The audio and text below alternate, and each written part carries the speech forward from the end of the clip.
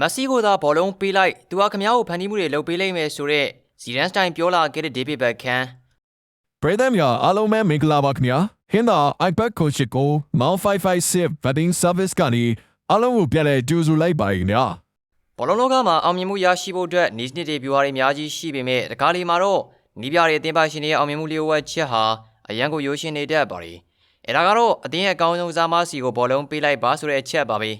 ဒီနီလန်ကိုဇီဒန်ကရီယယ်မက်ဒရစ်မှာခရစ္စတီယာနိုရိုနယ်ဒိုနဲ့တူသုံးပြီးတော့ချန်ပီယံလိဖလား၃လုံးဆက်တိုက်ရယူပြခဲ့ပူပါတယ်အခုတစ်ခါမှာတော့အင်တာမန်မီရဲ့ပိုင်ရှင်ဒေးဗစ်ဘက်ခန်ကလီယိုနယ်မက်ဆီနဲ့ပတ်သက်ပြီးတော့လာတူစကားမျိုးပြောလာပြန်ပါတယ်ဒါပေမဲ့စိတ်ဝင်စားစရာကောင်းတာကသူတို့နှစ်ဦးရဲ့ရည်ရွယ်ချက်နဲ့ရလက်ပုံစံကွဲပြားနေခြင်းဖြစ်ပါတယ်ဇီဒန်ကရီယယ်မက်ဒရစ်ကိုကင်တွယ်စဉ်ကကွင်းလက်လူတွေမိုဒရစ်ခရူးစ်နဲ့နောက်ခံလူမာဆယ်လိုတွေကိုပေးတဲ့ညွှန်ကြားချက်ကရှင်းလင်းပါတယ်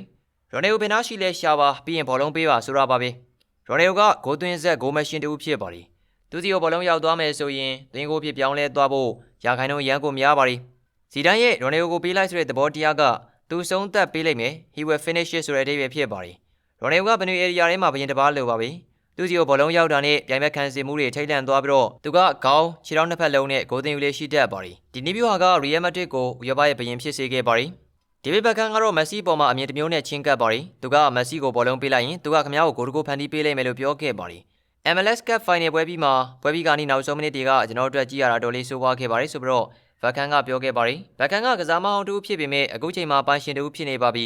ကွင်းဘေးကနေထိုင်ကြည့်နေရတဲ့အခါကိုရိုင်းဝင်ကန်လို့မရတော့တဲ့အတွက်ကိုဘာမှမလုပ်နိုင်မှုဆိုတဲ့ခံစားချက်ကလွန်မင်းစိတ်ဖိစီးစရာကောင်းလှပါတယ်ဒီချိန်မျိုးမှာသူကအားကိုးစရာရှာဖွေတဲ့အခါမက်ဆီကိုတွေ့ရှိခဲ့တာဖြစ်ပါတယ်သူကခမည်းအတွက်ဂိုးတကူဖန်တီးပေးမှာပြဆိုပြီးတော့ဘက်ခန်ကမှတ်ချက်ပြုထားပါတယ်ဒီစကားကရိုနယ်ဒိုနဲ့ကွာခြားချက်ကိုပြသနေပါတယ်မက်ဆီကိုဘောလုံးပေးလိုက်တာကသူကိုယ်တိုင်ဂိုးသွင်းဖို့တခုတည်းမဟုတ်ပါဘူးမက်ဆီကကွင်းလယ်ကိုဆင်းမယ်ဘောလုံးကိုလက်ခံမယ်ပြိုင်ဘက်ခံစစ်ကိုဆွဲခေါ်မယ်ပြီးရင်တော့အသင်းပေါ်တူအတွက်အခွင့်အရေးဖန်တီးပေးမယ် playmaking ဆိုတဲ့သဘောဖြစ်ပါတယ်အင်တာမန်မီပွဲစဉ်တွေကိုကြည့်မယ်ဆိုရင်မက်ဆီကကိုရိုင်းသွင်းဂိုးတွေရှိတယ်လို့နောက်ဆုံးမိနစ်အဆုံးဖြတ်လိုအပ်ချိန်တွေမှာအသင်းပေါ်စီကိုမယုံကြည်နိုင်လောက်တဲ့ဖြတ်တင်ဘောတွေပေးပို့ပြီးတော့နိုင်ရလက်ကိုဖန်တီးပေးလေးရှိပါတယ်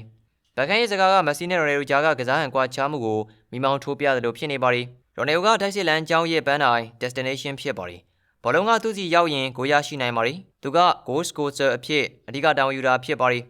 မက်ဆီကတော့တိုက်စစ်လမ်းကျောင်းရဲ့အစလယ်နဲ့အဆုံးတို့မှာပါဝင်တာဖြစ်ပါတယ်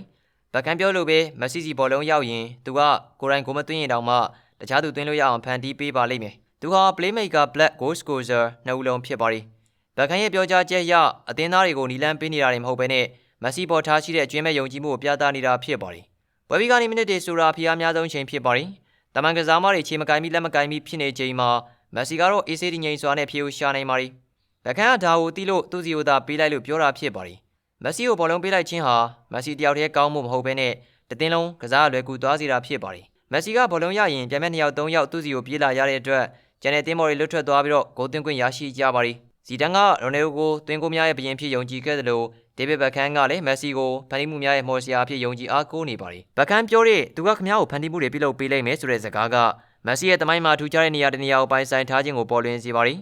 သူကဂိုးသွင်းအောင်သာမကဘဲနဲ့သူ့ပတ်ဝန်းကျင်ကစားမတွေကိုပါပိုကောင်းအောင်လှုပ်ဆောင်ပေးနိုင်တဲ့ဘောလုံးပွဲတစ်ပွဲရဲ့ရလဒ်ကိုဖန်တီးပုံဖော်နိုင်တဲ့အနုပညာရှင်တဦးဖြစ်ကြောင်းအသင်းပိုင်ရှင်ကိုရိုင်းကသက်သေခံလိုက်ခြင်းပဲဖြစ်ပါတော့တယ်ညာဆုံးထိလိုက်ပါကြည့်ရှုပေးခဲ့ကြတာအားလုံးကိုကျေးဇူးအထူးတင်ရှိပါတယ်ညာ